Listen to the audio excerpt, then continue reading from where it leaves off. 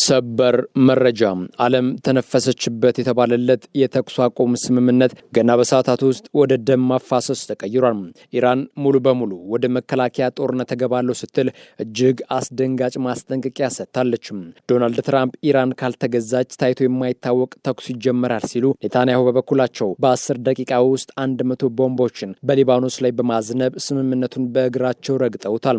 የሆርሙዝ ሰርጥ ዳግም ተዘግቷል። የነዳጅ ዋጋስ ምን ሊሆን ይችላል? አሜሪካና እስራኤል ለኢራን ያዘጋጁት ዲፕሎማሲያዊ ወጥመድ ምንድነው? የሰዓታት ዕድሜ ስላለው ተሰባሪው ሰላም፣ ስለ ጋዜጠኞች መስዋዕትነትና ዓለምን ስላስደነገጠው የትራምፕ አዲስ ዛቻ ጥልቅ ትንታኔ ይዘን ቀርበናል። እስከ መጨረሻው አብራችሁን ቆዩም።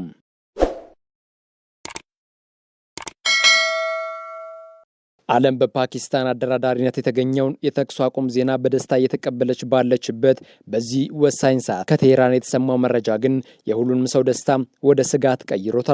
ስምምነቱ በተዋወጀ በጥቂት ሰዓታት ውስጥ የእስራኤል አውሮፕላኖች በሊባኖስና በኢራን ደሴቶች ላይ የቦምብ ናዳ ማውረዳቸውን ተከትሎ የኢራን ከፍተኛ የደህንነት ባለስልጣናት እጅግ አስደንጋጭ ማስጠንቀቂያ ሰጥተዋል።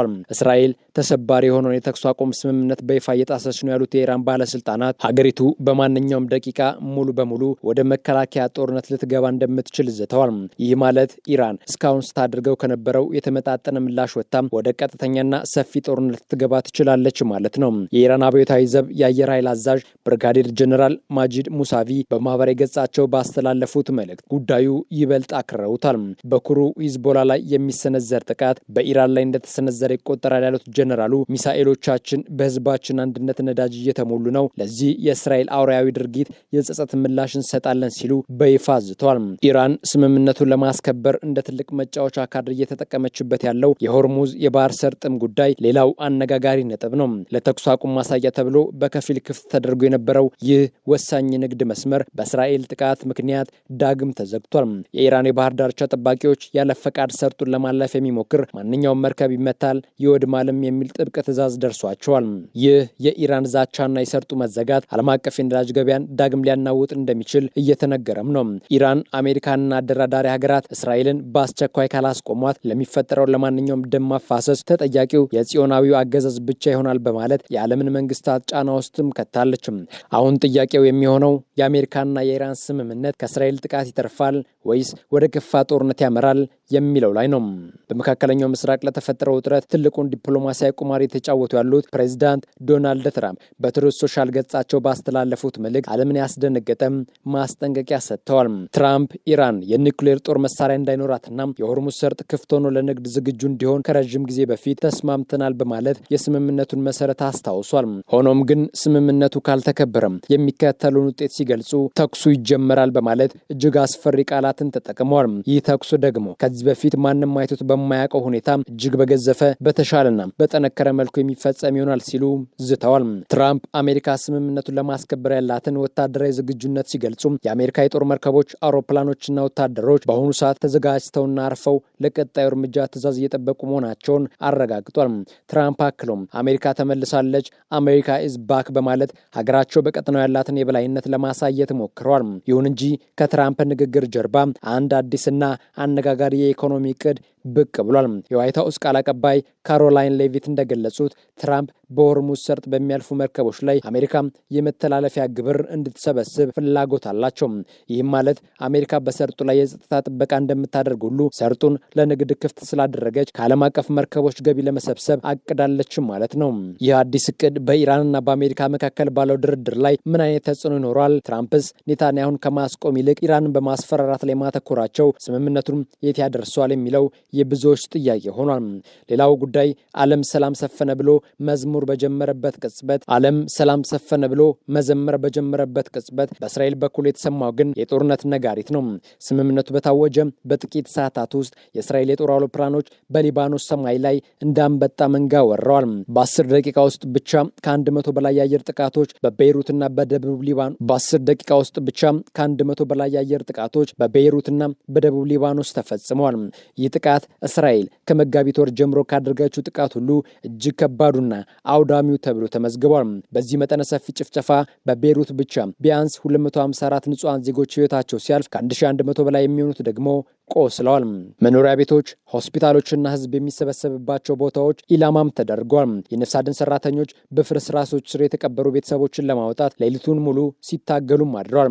ኔታንያሁ ጣታችን በቃታው ላይ ነው በማለት ስምምነቱ ሄዝቦላን እንደማይጨምር በይፋ በመናገራቸው የሊባኖስ ምድር ዳግም ወደ ደምና አመድነት ተቀይራለች። ይህ የጦርነት እሳት እውነትን ለዓለም ለማድረስ የሚተጉ ጋዜጠኞችንም ሰለባ አድርጓል።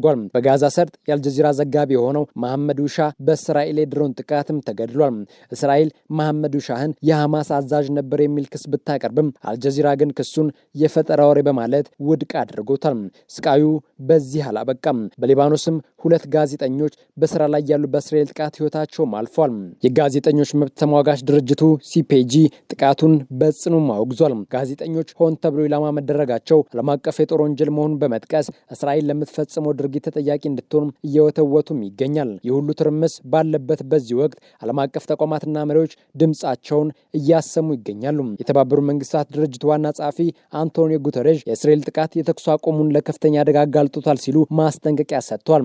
በቃል አቀባያቸው በኩል ባስተላለፉት መልእክት በሊባኖስ ለሚፈጸመው ወታደራዊ እርምጃ ለዘላቂ ሰላም የሚደረገውን ጥረት ሙሉ በሙሉ ሊያከሽፈው እንደሚችልም ገልጸዋል። የኢራኑ ፕሬዝዳንት መሱድ ፔዜሽኪያን በበኩላቸው ከፓኪስታን ጠቅላይ ሚኒስትር ሻህባዝ ሻሪፍ ጋር ባደረጉት አስቸኳይ ስልክ ንግግር አሜሪካና እስራኤል ስትራቴጂያዊ ስህተት እየሰሩ መሆኑን አስረድቷል።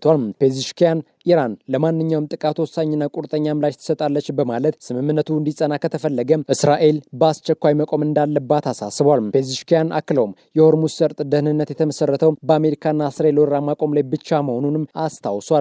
ይሁን እንጂ ከዋይት ሀውስ የሚሰማው መረጃ ለሰላሙ ስምምነት ትልቅ ጥያቄ ምልክትም ሆኗል። የዋይት ሀውስ ቃል አቀባይ ካሮላይን ሌቪት ሊባኖስ በስምምነት ውስጥ አልተካተተችም፣ ይህ ደግሞ ለሁሉም ወገኖች አስቀድሞ ተነግሯል በማለት የእስራኤልን ጥቃት የሚከላከል መግለጫ ሰጥቷል። ይህ አቋም ግን በፓኪስታን በኩል ከተነገረው ስምምነቱ ሊባኖስን ያካትታል ከሚለው መረጃ ጋር ሙሉ ለሙሉ የሚቃረን ነው። በተጨማሪም ሌቪት ትራምፕ በሆርሙዝ ሰርጥ በሚያልፉ መርከቦች ላይ አሜሪካ የመተላለፊያ ግብር እንድትሰበስብ ፍላጎት እንዳላቸውና ይህም በሚቀጥሉት 2 ሳምንታት የድርድር አጀንዳ እንደሚሆን ገልጿል። ይህ ማለት አሜሪካ ከፖለቲካዊ የበላይነቱ በተጨማሪ ከቀጠናው ሰላም የገንዘብ ገቢ ለማግኘት አቅዳለችም ማለት ነው። አሁን ያለው ትልቁ ጥያቄ ኢራን ይህንን የዋይት ሀውስ የብልጠት አቋም ተቀብላ ሰላሙን ትመርጣለች ወይስ አርብ በፓኪስታን የሚጀመረው ድርድር ሳይጀመር ይፈርሳል የሚለው ነው። ክቡራትና ክቡራን የመካከለኛው ምስራቅ ዕጣ ፈንታ አሁን በአንድ ክር ላይ ተንጠልጥሏል። በአንድ በኩል ትራምፕ አሜሪካ ተመልሳለች እያሉ በሰርጡ ላይ ግብር ለመሰብሰብ ሲያለሙ፣ በሌላ በኩል ደግሞ ኢራን ለሚፈጸመው ግፍ የጸጸት ምላሽ ይሰጣሉ በማለት ጣቷን በቃታው ላይ አድርጋለች። የአርብ ዕለቱ የፓኪስታን ድርድር ዓለምን ከጦርነት ይታደጋል ወይስ በሊባኖስ የፈሰሰው ደም ሁሉንም ነገር ያፈርሷል? አሜሪካም ሊባኖስ በስምምነት ውስጥ የለችም ማለቷም ሆን ተብሎ ኢራንን ለማጥመድ የተደረገ ሴራ ነው? አሁን ምላሽ ያልተገኘለት ጥያቄ ነው። እንደነዚህ ያሉ ትኩስና ሰበር መረጃዎች በትንታኔ በፍጥነት እንዲደርሷችሁ ቻናሉን ሰብስክራይብ ማድረጋችሁንና የደውል ምልክቷን መጫናችሁን አትዘንጉም። በቀጣዩ ሰበር መረጃ እስክንገናኝ ሰላም ቆዩን።